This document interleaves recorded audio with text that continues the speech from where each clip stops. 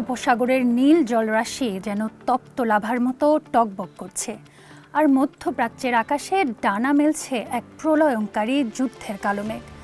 একদিকে মার্কিন প্রেসিডেন্ট ট্রাম্পের আকস্মিক যুদ্ধবিরতি ঘোষণা, আর অন্যদিকে ইসলামাবাদের রুদ্ধদ্বার বৈঠক থেকে কোনো সমাধান না আসা। এই দুই বৈপরীত্যে পুরো সংঘাত এখন এক রহস্যময় গোলকধাঁধায়। তবে কি শান্তির আশা কেবলই মরীচিকা? সবাইকে আমন্ত্রণ জানাচ্ছি গ্রিন টিভির সাপ্তাহিক আয়োজন ওয়ার্ল্ড ইনসাইটে। ভূ রাজনীতির এই শ্বাসরুদ্ধকর সমীকরণ আর নেপথ্যের রোমহর্ষক সব গল্প নিয়ে আপনাদের সাথে আছি আমি অন্তরা সরকার অর্থী।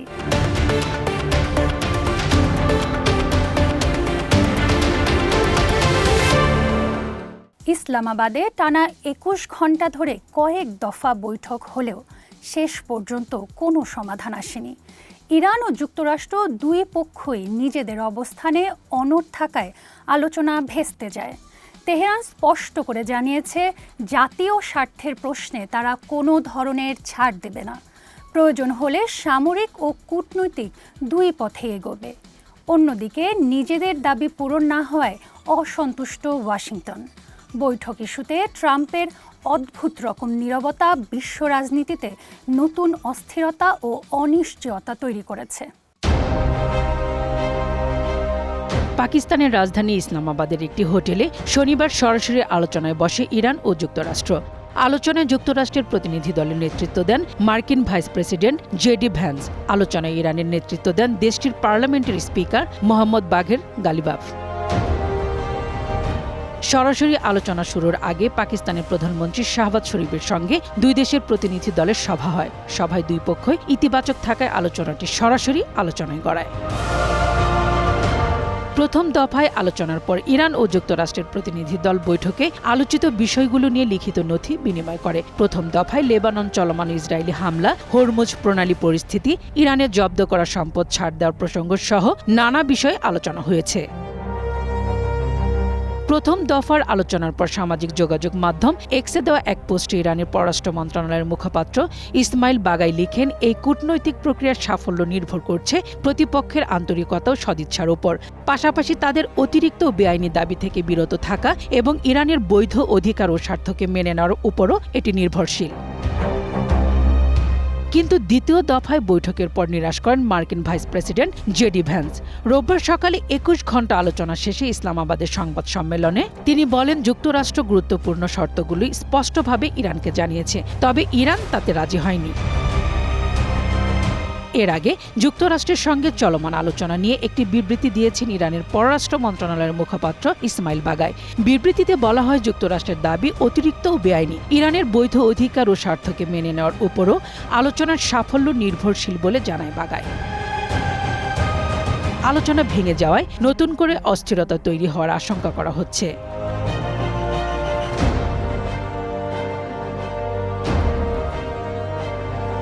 যুদ্ধ ইস্যুতে যুক্তরাষ্ট্র ও ইরান আলোচনা ব্যর্থ হওয়ায় মধ্যপ্রাচ্যে তীব্র সংঘাত ছড়িয়ে পড়তে পারে।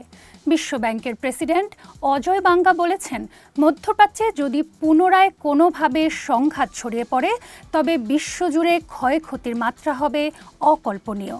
এদিকে মার্কিন প্রেসিডেন্ট ডোনাল্ড ট্রাম্প বলেছেন, ইরান সহযোগিতা করুক বা না করুক, হরমুজ প্রণালী খুব শিগগিরই পুনরায় খুলে দেওয়া হবে। যুদ্ধ ইস্যুতে যুক্তরাষ্ট্র ও ইরান সমঝোতায় না পৌঁছাতে পারলে বিশ্ব অর্থনীতিতে এর দীর্ঘমেয়াদী নেতিবাচক প্রভাব পড়ার আশঙ্কা প্রকাশ করেছেন বিশ্বব্যাংকের প্রেসিডেন্ট অজয় বাঙ্গা। প্রেসিডেন্ট ডোনাল্ড ট্রাম্প ঘোষিত বর্তমান যুদ্ধবিরতিকে কিছুটা নড়বড়ে উল্লেখ করে অজয় বাঙ্গা বলেন, যুদ্ধ দ্রুত থেমে গেলেও বৈশ্বিক প্রবৃদ্ধি 0.4% পর্যন্ত কমে যেতে পারে। তবে এই অস্থিরতা দীর্ঘস্থায়ী হলে প্রবৃদ্ধি 1% কমার পাশাপাশি মূল্যস্ফীতি 300 বেসিস পয়েন্ট পর্যন্ত বেড়ে যাওয়ার চরম ঝুঁকি রয়েছে। সাক্ষাৎকারে অজয় বাঙ্গা বলেন, এই আলোচনার মাধ্যমে কৌশলগতভাবে গুরুত্বপূর্ণ হরমুজ প্রণালী পুনরায় সচল হবে কিনা তা নিয়ে সংশয় রয়েছে। হরমুজ বন্ধ থাকায় ২০২৭ সাল পর্যন্ত বিশ্ব অর্থনীতিকে চরম মূল্য দিতে হবে বলে মন্তব্য করে তিনি বলেন, সংকটকালীন পরিস্থিতিতে জ্বালানি সংকটে থাকা উন্নয়নশীল দেশ এবং ছোট দ্বীপ রাষ্ট্রগুলোর জন্য বিশ্বব্যাংক ক্রাইসিস রেসপন্স উইন্ডো থেকে বিশেষ তহবিল দেওয়ার উদ্যোগ নিয়েছে। এদিকে তেহরানের হাতে এখনও রয়েছে বিশ্ব অর্থনীতির লাইফলাইন হরমুজ প্রণালীর নিয়ন্ত্রণ। সিআইএর সাবেক ডিরেক্টর জন ব্রেনান মনে করেন এই একটি ট্রাম্প কার্ড এখন পুরো আলোচনার মোড় ঘুরিয়ে দিয়েছে। হরমুজ প্রণালী সচল করার শর্তে তেহরানের উপর নিষেধাজ্ঞা শিথিল কিংবা জব্দকৃত অর্থ ছাড়ের মতো সৃজনশীল ও কূটনৈতিক পথ বেছে নিলে বর্তমান অচলাবস্থা কাটানো সম্ভব হতে পারে বলে মনে করেন তিনি। অন্যদিকে মার্কিন প্রেসিডেন্ট ডোনাল্ড ট্রাম্প জানিয়েছেন ইরানের সহযোগিতা ছাড়াই হরমুজ প্রণালী খুব শিগগিরই খুলে দেওয়া হবে। তেহরানের টোল আরোপের পরিকল্পনা প্রত্যাখ্যান করে তিনি এই জলপথকে বৈশ্বিক জ্বালানি সরবরাহের জন্য উন্মুক্ত রাখার ঘোষণা দেন। যদিও কিভাবে ওয়াশিংটন এই গুরুত্বপূর্ণ জলপথ উন্মুক্ত করবে সে বিষয়ে বিস্তারিত ব্যাখ্যা দেননি ট্রাম্প। তবে প্রণালীতে ইরানের টোল আরোপের পরিকল্পনা মেনে নেবেন না বলে জানিয়েছেন তিনি। হরমুজ প্রণালীতে চলাচলকারী তেলবাহী প্রতিটি জাহাজ থেকে টোল আদায়ের ঘোষণা দিয়েছে ইরান। এই অর্থ যুদ্ধবিধ্বস্ত ইরানের অবকাঠামো নির্মাণে ব্যয় করা হবে বলে জানিয়েছে দেশটি। এদিকে মার্কিন প্রেসিডেন্ট ডোনাল্ড ট্রাম্প হুঁশিয়ারি দিয়ে বলেছেন এই শুল্ক আদায় কোনোভাবেই গ্রহণযোগ্য নয় এবং তা অবিলম্বে বন্ধ করতে হবে। তেহরানের সহযোগিতা ছাড়াই যুক্তরাষ্ট্র তেলের সরবরাহ স্বাভাবিক রাখতে প্রস্তুত বলেও মন্তব্য করেন তিনি। এই দ্বন্দ্ব দীর্ঘায়িত হলে বিশ্ববাজারে তেলের দাম আরও বাড়তে পারে বলে শঙ্কা জানিয়েছেন বিশেষজ্ঞরা। মধ্যপ্রাচ্যের অত্যন্ত গুরুত্বপূর্ণ জলপথ হরমুজ প্রণালীর নিয়ন্ত্রণ নিয়ে ইরান ও যুক্তরাষ্ট্রের মধ্যে উত্তেজনা এখন তুঙ্গে। সম্প্রতি ইরান ঘোষণা করেছে এই প্রণালী দিয়ে চলাচলকারী প্রতিটি তেলবাহী জাহাজ থেকে তারা বড় অঙ্কের শুল্ক আদায় করবে। ইরানের প্রস্তাবিত এই 10 দফা পরিকল্পনায় প্রতিটি জাহাজ থেকে $1 থেকে $2 মিলিয়ন অথবা প্রতি ব্যারেল তেলের ভিত্তিতে শুল্ক আদায়ের কথা বলা হয়েছে।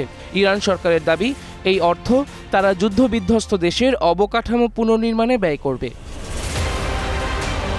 তবে ইরানের এই সিদ্ধান্ত আন্তর্জাতিক মহলে তীব্র প্রতিক্রিয়ার সৃষ্টি করেছে। বিশেষ করে মার্কিন প্রেসিডেন্ট ডোনাল্ড ট্রাম্প অত্যন্ত কড়া ভাষায় ইরানকে সতর্ক করেছেন। ট্রাম্প স্পষ্ট জানিয়েছেন হরমুজ প্রণালী দিয়ে চলাচলকারী ট্যাঙ্কার থেকে ইরান কোনোভাবেই ফি আদায় করতে পারবে না এবং এই প্রক্রিয়া এখনই বন্ধ করতে হবে। ট্রাম্প আরও দাবি করেছেন যে ইরানের সহযোগিতা থাকুক বা না থাকুক, যুক্তরাষ্ট্র এই পথে তেলের সরবরাহ স্বাভাবিক রাখতে বদ্ধপরিকর।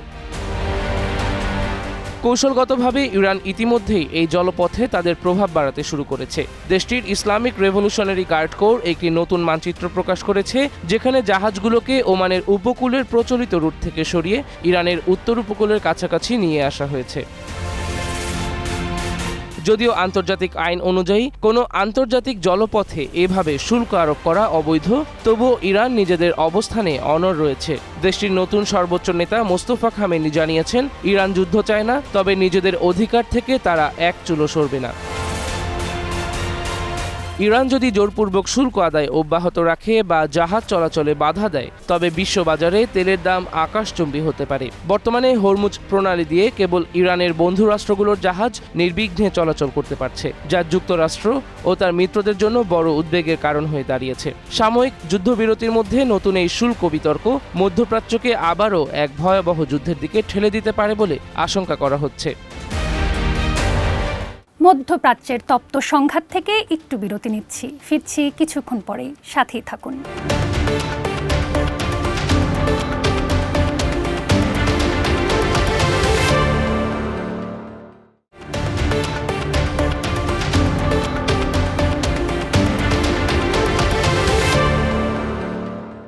বিরতির পর আবারও স্বাগত ওয়ার্ল্ড ইনসাইটে।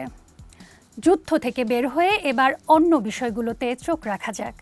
দীর্ঘ 54 বছর পর চাঁদের কক্ষপথ প্রদক্ষিণের এক রোমাঞ্চকর অধ্যায় সমাপ্ত করে সফলভাবে পৃথিবীতে ফিরে এসেছেন আর্টেমিস 2 মিশনের 4 নভোচারী। স্থানীয় সময় শুক্রবার তাদের বহনকারী অরিয়ন মহাকাশযানটি যুক্তরাষ্ট্রের ক্যালিফোর্নিয়ার প্রশান্ত মহাসাগরের স্যান দিয়েগো উপকূলে অবতরণ করে। আরও জানাচ্ছেন অনন্য সাদিক। বিশাল 3টি প্যারাশুট ব্যবহার করে ওরিয়ন ক্যাপসুলটি যখন সমুদ্রের নীল জলরাশিতে আছড়ে পড়ে, তখন হিউস্টনের নিয়ন্ত্রণ কক্ষে উপস্থিত সবার মাঝে আনন্দের জোয়ার বয়ে যায়। দীর্ঘ 10 দিনের রোমাঞ্চকর চন্দ্রাভিযান শেষে সফলভাবে পৃথিবীতে ফিরেছেন আর্টেমিস 2 মিশনের 4 নভোচারী। অবতরণের পর কমান্ডার রিড ওয়াজম্যান জানান যে পুরো যাত্রাটি ছিল এক অসাধারণ অভিজ্ঞতার এবং দলের 4 নভোচারী বর্তমানে সম্পূর্ণ সুস্থ ও স্থিতিশীল আছেন।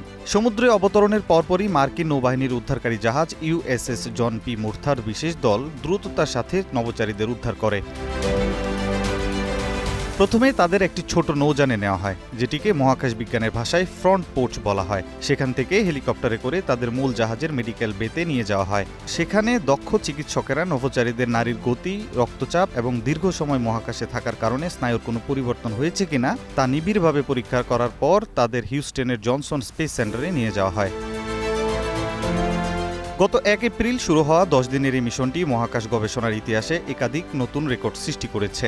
চন্দ্রপৃষ্ঠের দূরবর্তী অংশে অবস্থানের সময় পৃথিবী থেকে এই মহাকাশের দূরত্ব ছিল 2,52,757 মাইল, যা 1970 সালে বিখ্যাত অ্যাপোলো 13 মিশনের রেকর্ডকে অনায়াসেই ভেঙে দিয়েছে। এছাড়া এই মিশনের মাধ্যমেই প্রথম অশ্বেতাঙ্গ হিসেবে ভিক্টর গ্লোভার, প্রথম নারী হিসেবে ক্রিস্টিনা কোচ এবং প্রথম অমার্কিন নাগরিক হিসেবে কানাডার জেরেমি হ্যানসেন চাঁদের কক্ষপথ ভ্রমণের অনন্য মাইলফলক স্পর্শ করেছেন। মূলত 2028 সালের মধ্যে চাঁদের দক্ষিণ মেরুতে পুনরায় মানুষের পদচিহ্ন ফেলার যে দীর্ঘমেয়াদী পরিকল্পনা নাসা গ্রহণ করেছে, আর্টিমিস 2 ছিল তারই একটি সফল ও চূড়ান্ত পরীক্ষামূলক ধাপ। ওরিয়ন ক্যাপসুলের এই নিরাপদ প্রত্যাবর্তন বিশ্বজুড়ে কোটি মানুষের মাঝে মহাকাশ জয়ের নতুন আশা জাগিয়েছে। ভারতে প্রাণঘাতী জম্বি ড্রাগ বা জালাইলাজিনের ভয়াবহ বিস্তার জনস্বাস্থ্যের জন্য চরম হুমকি হয়ে দাঁড়িয়েছে। পাঞ্জাবের পর বিহার ও বড় শহরগুলোতে পশুর এই ট্র্যাঙ্কুলাইজার মাদক হিসেবে ছড়িয়ে পড়ছে। এর প্রভাবে মানুষের স্নায়ুতন্ত্র বিকল হওয়া ছাড়াও শরীরে পচনশীল ক্ষত সৃষ্টি হতে পারে বলে জানিয়েছেন জনস্বাস্থ্য বিশেষজ্ঞরা। ভারতে অত্যন্ত দ্রুত গতিতে ছড়িয়ে পড়েছে প্রাণঘাতী জম্বি ড্রাগ। সীমান্ত রাজ্য পাঞ্জাবের পর এবার বিহারের ব্যস্ত রাজপথে এই মাদকের ভয়ঙ্কর উপস্থিতি জনমনে তীব্র আতঙ্ক সৃষ্টি করেছে।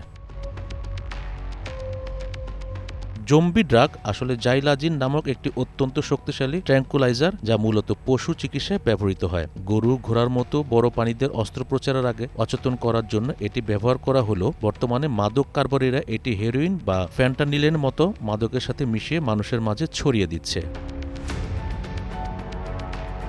ভারতের পাঞ্জাবে প্রথম এই মাদকের প্রকোপ ধরা পড়ল সম্প্রতি বিহারের জনবহুল এলাকায় এর বিস্তার সবাইকে চমকে দিয়েছে। এছাড়া দিল্লি, কলকাতার মতো বড় শহরগুলোর অন্ধকার গলিতেও গোপনে এই সিনথেটিক নেশার বিস্তার ঘটছে বলে বিভিন্ন গোয়েন্দার রিপোর্টে উঠে এসেছে। এই ড্রাগ সেবন করলে মানুষ হিতাহিত জ্ঞান হারিয়ে ফেলে এবং শরীরে পুরোপুরি অসাড় হয়ে যায়। রক্তচাপ ও হৃদস্পন্দন মারাত্মকভাবে কমে যাওয়ার পাশাপাশি কেন্দ্রীয় স্নায়ুতন্ত্র বিকল হতে শুরু করে। শরীরের চামড়া ও মাংসপেশিতে এমন গভীর পচন ধরে যা সরাসরি হাড় পর্যন্ত পৌঁছে যায়। এর ফলে আক্রান্ত ব্যক্তির শরীর ক্ষতবিক্ষত হয়ে যায় এবং তাকে দেখতে অনেকটা জীবন্ত লাশের মতো মনে হয়। মূলত আমেরিকা ও ইউরোপের দেশগুলো থেকে এই মাদকের চল শুরু হলো আন্তর্জাতিক পাচারকারী চক্রের মাধ্যমে এটি ভারতের বাজারে ঢুকেছে বলে ধারণা করা হচ্ছে। বিশেষ করে ড্রাগ ওয়েব ও গোপন পাচারের পথ ব্যবহার করে সিনথেটিক ড্রাগের আড়ালে ভারতের সীমান্ত দিয়ে প্রবেশ করেছে। এটি ভারতের সীমান্ত দিয়ে প্রবেশ করেছে।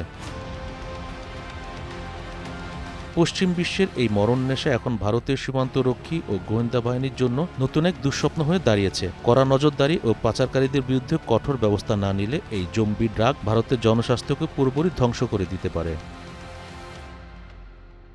দর্শক, অনুষ্ঠান শেষ করব কণ্ঠশিল্পী আশা ভোসলের মহাপ্রয়াণের খবর জানিয়ে। সুরের মায়াবী জাদুকর আশা ভোসলের মহাপ্রয়াণে বিশ্ব সঙ্গীতে এক স্বর্ণালী অধ্যায়ের অবসান হলো। 7 দশকেরও বেশি সময় ধরে হাজার হাজার কালজয়ী গানে তিনি মাতিয়ে রেখেছেন কোটি ভক্তের হৃদয়ে। ধ্রুপদী থেকে শুরু করে সব ধারার সঙ্গীতেই তার বিচরণ ছিল কিংবদন্তি তুল্য। এই সুর সম্রাজ্ঞীর বিদায় কেবল সঙ্গীতাঙ্গনের ক্ষতি নয়, বরং একটি বর্ণিল যুগের চিরবিদায়। তিনি অমর হয়ে থাকবেন তার সৃষ্টির মাঝে।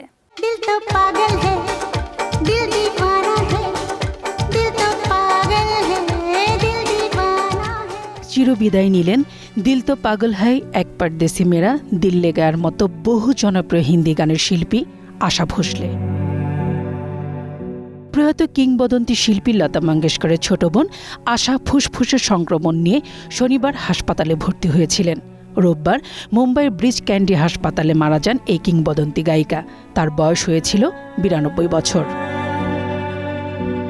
ভারতীয় চলচ্চিত্রের ইতিহাসে অন্যতম সফল ও জনপ্রিয় গায়িকা আশা ভোসলে 1933 সালে সঙ্গীত অনুরাগী মঙ্গেশকর পরিবারে জন্মগ্রহণ করেন। মাত্র 9 বছর বয়স থেকেই পেশাদার গান গাওয়া শুরু করেন তিনি। আশা ভোসলে প্রায় 8 দশক ধরে সঙ্গীত জগতে সক্রিয় ছিলেন। এ সময় তিনি অসংখ্য জনপ্রিয় গান গেয়েছেন। মাত্র 10 বছর বয়সে 1943 সালে মারাঠি চলচ্চিত্রে প্রথম গান রেকর্ড করেন। 1981 সালে প্রথম জাতীয় পুরস্কার, 1988 সালে দ্বিতীয় জাতীয় পুরস্কার, 2000 সালে দাদা সাহেব ফালকে পুরস্কার এবং 2008 সালে পদ্মবিভূষণ হন এই কিংবদন্তি। তার ব্যক্তিগত জীবন ছিল বেশ নাটকীয়। মাত্র 16 বছর বয়সে পরিবারের অমতে নিজের ব্যক্তিগত সচিব 31 বছর বয়সী গণপুত্র ভোসলেকে বিয়ে করেন তিনি। সে সম্পর্কে ছেদ ঘটলে বিখ্যাত সঙ্গীত পরিচালক রাহুল দেব বর্মনের সঙ্গে বিবাহ বন্ধনে আবদ্ধ হন তিনি। জীবনের শেষ বছরগুলিতে তার নাতনি জেনাই ভোসলে ছিলেন এই সঙ্গীত সম্রাজ্ঞীর ছায়াসঙ্গী। তার প্রয়াণে ভারতীয় সঙ্গীতের একটি স্বর্ণযুগের অবসান ঘটল। সোমবার বিকেল 4টায় মুম্বাইয়ের শিবাজি পার্কে অনুষ্ঠিত হবে তার শেষকৃত্য।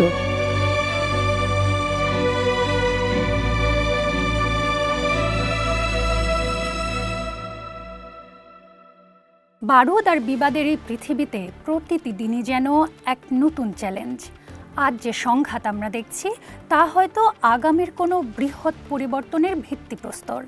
আমরা চেষ্টা করেছি সপ্তাহ জুড়ে ঘটে যাওয়া ঘটনাগুলোর গভীর বিশ্লেষণ আপনাদের সামনে তুলে ধরতে, কারণ খবরের পেছনের সত্য জানাই আমাদের লক্ষ্য। আগামী সপ্তাহে নতুন কোনো সমীকরণ আর রহস্যের সমাধান নিয়ে আবারও দেখা হবে। সেই পর্যন্ত ভালো থাকুন। দেশ বিদেশের সর্বশেষ খবর জানতে নিয়মিত চোখ রাখুন গ্রিন টেলিভিশনে। শুভরাত্রি।